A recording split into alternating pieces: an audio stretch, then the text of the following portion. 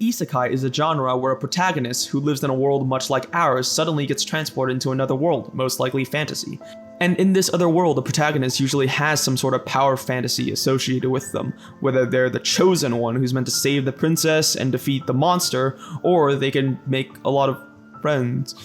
It's also a good genre to develop and explore a fantasy world because the character that's transported in is relatable to us, the viewers, who live in this mundane world, and what the character in there sees for the first time is also what we see for the first time. Got it, non-weebs? Okay, now let's begin the video. Genshin Impact is not an isekai. Like, come on, the main character has well-established lore in the story already. You have a twin, you exist in this world, you just have amnesia, that's it. You're not an isekai. Or is it? Because that screen that you open up every time that you start the game, you go through a gate into another world. Also, you have this uncanny ability just to have a harem of men and women that just like you no matter what. All of these people, some of them maybe secluded geniuses, but you're fascinating. And also, in this world, people usually need these little vision amulet circles to get their powers. But you can control the elements without that. Finally, what do you do in your quest? You go around solving people's issues. So let's look at the isekai checklist here. I'd say it's pretty close to an isekai. Or is it? Okay, I'm gonna stop this bit right here. I'm just gonna talk about the game. So I was a launch player of Genshin Impact. I made a video way back in the day saying that this game for free to play is very good. And let's put an asterisk on that free to play because it is a gacha game. And let me just say that yeah, gacha games are free and yeah, they get good updates. However, it depends on the type of person you are. Do you have a bad spending habit? Yada, yada, yada. You probably already heard these. Don't gamble your life away in these, because those small percentage of people, which we're thankful for, because they're able to fund this game's development, who wail on the game, spend a lot of money just to get a character to like 5th Ascension for a slight bump in their power. They're the people funding the game. So if you want to support the game that much, I guess by all means, but put yourself and your financial security first. Anyways, geez, tangent. When I first played the game, what I really loved about it was just the world, the story. Well, the main story. The side quests can be meh, at least some of the beginning ones are very eh. But just being able to explore this world, experience this grandiose, developed, well-planned out universe, I love it.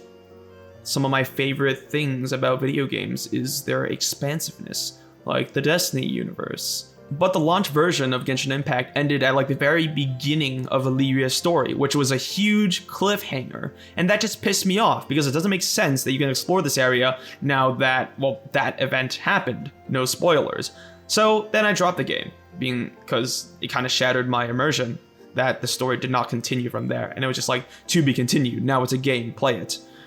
Now, to be fair, the gameplay isn't bad, it isn't great, it's kind of cool in certain places as the elements react with the world in a cool way, but there's a lot of collectathon stuff, so if you like that, which I do kind of dig that, it's cool gameplay, sorta.